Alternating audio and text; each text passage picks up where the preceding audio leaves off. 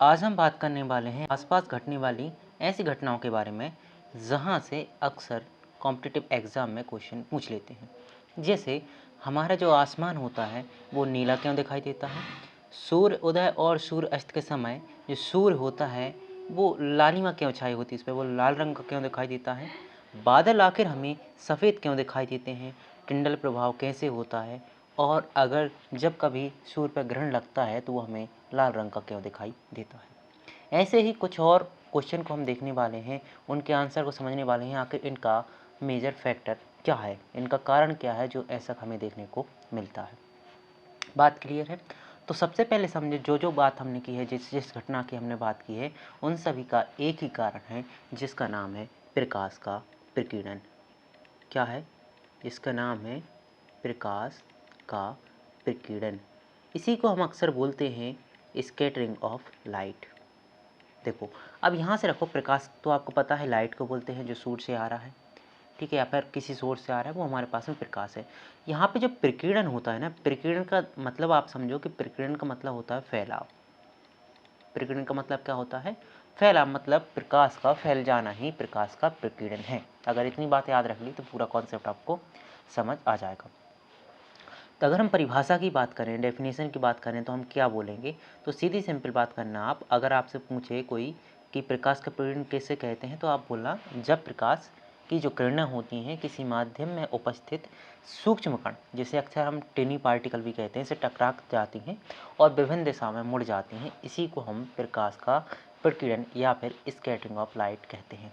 जैसे आपको पता होगा हमारे जो पृथ्वी है इसके ऊपर वायुमंडल छाया है, ठीक है। अब वायुमंडल है तो उसमें हम देखते हैं हमारे पास में जो वायु है ना, उसके छोटे छोटे कण पार्टिकल दिखाई देते हैं। अब मान के चलो यहाँ से हम क्या करते हैं, यहाँ से हमारे पास कोई लाइट का सोर्स सन है।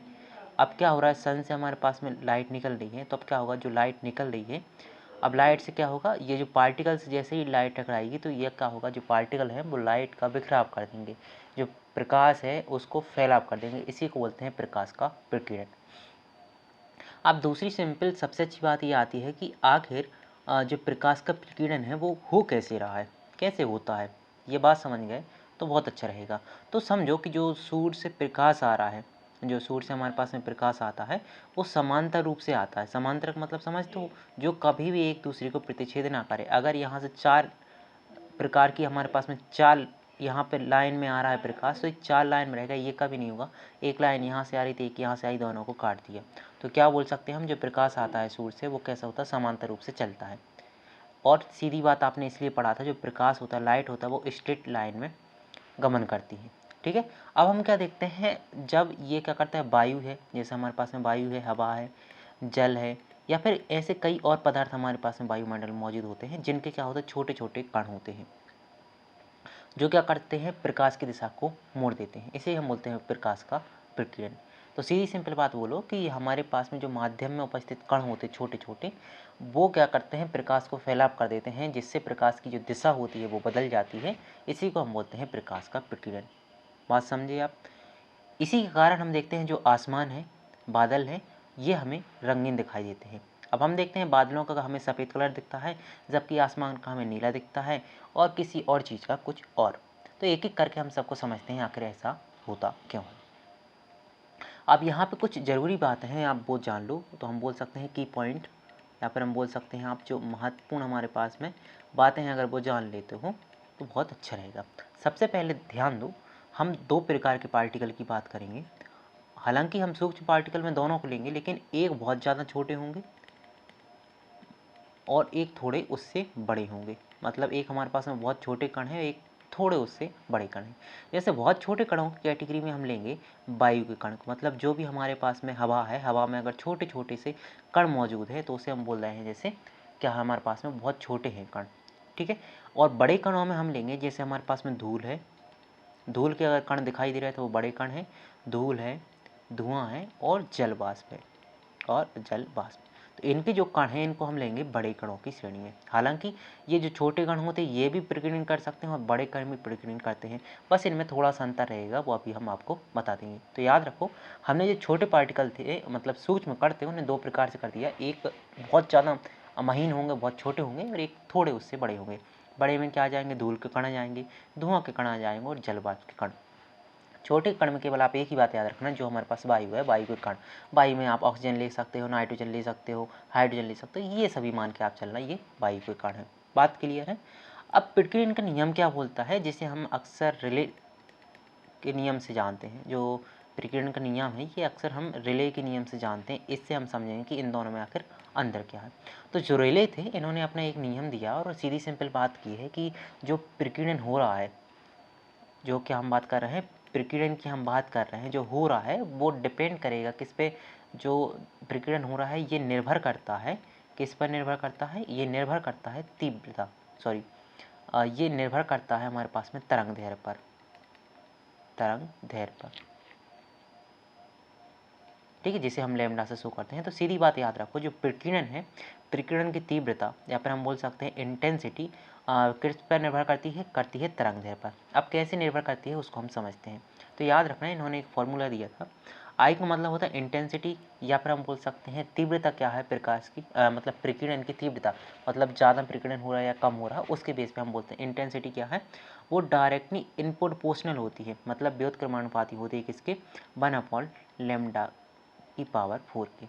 मतलब क्या है, सीधी सिंपल बात की है, जो हमारे पास में प्रकाश के प्रकीर्णन हो रहा था, प्रकाश का प्रकीर्णन हो रहा होगा वो लैम्डा के व्युत्क्रमानुपाती होगा। मतलब इसका सीधी सिंपल बात ये है, अगर हमारे पास में जो लैम्डा है तरंग दैर्ध्य ये कम होगी तो हम बोल सकते हैं उसका स्कैटरिंग क्या होगा, उसकी जो प्रकीर्णन की दर होगी वो कैसी होगी, ज़्यादा तीव्रता से होगा। अब इसे आप ऐसे समझ सकते हो कि हमने पढ़ा था कि जो हमारे पास में श्वेत प्रकाश होता है, श्वेत प्रकाश जब विभाजित करता है, वर्ण विक्षेपण करता है, तो ये 7 प्रकार के रंगों में विभाजित हो जाता है। कितने प्रकार के रंगों में विभाजित हो जाता है, 7, जिसे अक्सर हम बैजानी हापी नाला के नाम से जानते हैं। बै जा नी हा पी ना ला, ठीक है, बैगनी, जामुनी, नीला, हरा, पीला, नारंगी और लाल, ठीक है, इसके नाम से हम जानते हैं। अब यहाँ पे आप देखोगे तो इसका क्रम क्या होता है, यहाँ पे होता है बैजानी, यहाँ पे नाला और यहाँ पे रेड कलर होगा, ठीक है। अब जैसे जैसे हम ऊपर की ओर बढ़ते हैं, ऊपर जो सबसे ऊपर पाया जाता है इसका जो, जैसे हमारे पास रेड कलर है, लाल रंग है, इसका जो वेव लेंथ है, मतलब हमारे पास तरंग दैर्ध्य वो सबसे ज़्यादा होता है, और जो हमारे पास बैगनी सबसे नीचे है इसका वेव लेंथ मतलब तरंग दैर्ध्य क्या होता है, सबसे कम होता है। और इसके बेस पे हम एक बात कह सकते हैं कि जो बैगनी रंग है हमारे पास में, इसका जो हमारे पास में स्कैटरिंग होगा सबसे कम है इसका वेवलेंथ, इसलिए स्कैटरिंग इसका क्या होगा, ज़्यादा होगा, इंटेंसिटी इसकी ज़्यादा होगी, और जबकि लाल रंग की इंटेंसिटी कैसी होगी, कम होगी। एक एक करके हम एग्जाम्पल से और समझ लेते हैं। जैसा कि हमारे पास में पहला हमने लिया था, जिसके हमें कारण देखना था कि आखिर जो हमारे पास में आकाश होता है, आकाश का हमें रंग जो है नीला क्यों दिखाई देता है, आकाश का रंग जो हमें नीला क्यों दिखाई देता है, तो इसका कारण आप समझो। तो देखो, सूर्य से हमारे पास में जो भी प्रकाश आता है वो 7 रंगों का मिश्रण होता है, इतनी बात तो क्लियर है। अब हम देख रहे थे हमारे पास में वायुमंडल है, उसमें क्या होता है, छोटे छोटे पार्टिकल होते हैं, जिन्हें हम बोल रहे थे, जो पार्टिकल होंगे वो किसके पार्टिकल होंगे, वायु के पार्टिकल होंगे, बहुत छोटे छोटे होंगे, ठीक है। अब जो वायु के पार्टिकल होते हैं बहुत छोटे होते हैं, तो इससे याद रखना, जो जितना छोटा पार्टिकल होगा, छोटे पार्टिकल जो होते हैं ना, छोटे पार्टिकल प्रकीर्णन करते हैं, किसका प्रकीर्णन करते हैं, छोटे पार्टिकल प्रकीर्णन करते हैं छोटी वेवलेंथ वाले, मतलब हम बोल सकते हैं छोटे पार्टिकल प्रकीर्णन करते हैं छोटी तरंग दैर्ध्य का, मतलब छोटी तरंग दैर्ध्य वाले प्रकाश का ये क्या करते हैं, प्रकीर्णन करते हैं, ठीक है। तो आपसे पूछे कि जो छोटी तरंग दैर्ध्य वाले प्रकाश का प्रकीर्णन कौन करते हैं, तो छोटे कण करते हैं। अब हमें पता है कि हमारे पास तो आ रही है 7 प्रकार का कलर का मिक्सचर आ रहा है हमारे पास में, 4 5 6 7 कलर का आ रहा है, और यहाँ पे एक छोटा पार्टिकल है। अब ये क्या करेगा, जो पार्टिकल बहुत छोटा है हमारे पास में, तो ये क्या करेगा, बाकी प्रकाश को छोड़ देगा, अकेले जो स्कैटरिंग करेगा वो किसकी स्कैटरिंग करेगा, जो हमारे पास में नीले कलर का आ रहा था, नीला कलर का प्रकाश आ रहा था, उसको केवल ये फैलाएगा।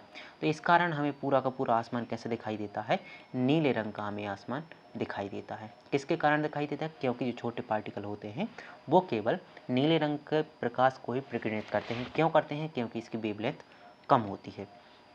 ओके, कारण आपको पता चल गया, ठीक है। हम दूसरा और एग्जाम्पल लेते हैं। दूसरा एग्जाम्पल हमारे पास में आता है कि अगर हमारे पास में सूर्य अस्त है, ठीक है, हमारे पास में सूर्य अस्त बोलें या फिर हम बोलें सूर्य उदय, या फिर हम बोल सकते हैं कि जब हमारे पास में सूर्य उदय होता है, जब सूर्य निकलता है और जब सूर्य ढलता है, तो आखिर इसका रंग जो होता है हमें लाल क्यों दिखाई देता है, आसपास में लाल रंग का क्यों दिखाई देता है, इसके बारे में जानना है। तो अब समझो, ऐसे मान के चलो कि हमारे पास में ये क्या है, यहाँ से हमारे पास में सूरज डूब रहा है, क्या हमारे पास में सूरज है, यहाँ से ये क्या कर रहा है, डूब रहा है।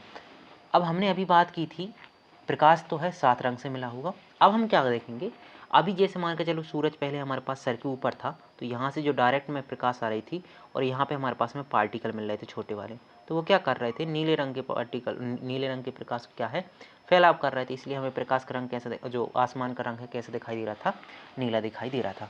लेकिन अब हम देखेंगे हमारे पास में पृथ्वी तो ये रही, ओके, और यहाँ पे आ गए हमारे पास में सूर्य। तो अब क्या करेगा, सूर्य फिर से प्रकाश भेजेगा और हम अब इस बार में देखेंगे कि यहाँ से अब क्या है, जो हमारे पास में जो प्रकाश की हम बोल सकते हैं दूरी है वो बढ़ गई यहाँ से, क्योंकि सीधे जाना है तो प्रकाश जो है ट्रेवल ज़्यादा करेगा। अब ट्रेवल ज़्यादा करने का मतलब ये है कि यहाँ पे वायु के पार्टिकल तो सब में हमारे पास में, सब में हमारे पास में मिलेंगे एयर पार्टिकल, तो ज़्यादा ट्रेवल करने की वजह से क्या होगा, स्टार्टिंग में ही हमारे पास कई ऐसे पार्टिकल मिल जाएंगे जो क्या करते हैं, स्कैटरिंग कर देंगे, नीले रंग का क्या कर देंगे, नीले रंग का फैलाव कर देंगे। और जब तक हम तक वो प्रकाश पहुँचेगा तब तक नीला रंग पूरी तरह से समाप्त हो जाएगा, हमारे पास केवल प्रकाश कौन सा पहुँचेगा, लाल रंग का पहुँचेगा। इसी कारण हमें जो सूर्य अस्त और सूर्योदय के समय जो आसमान है थोड़ा नीला या फिर लालिमा दिखाई देता है।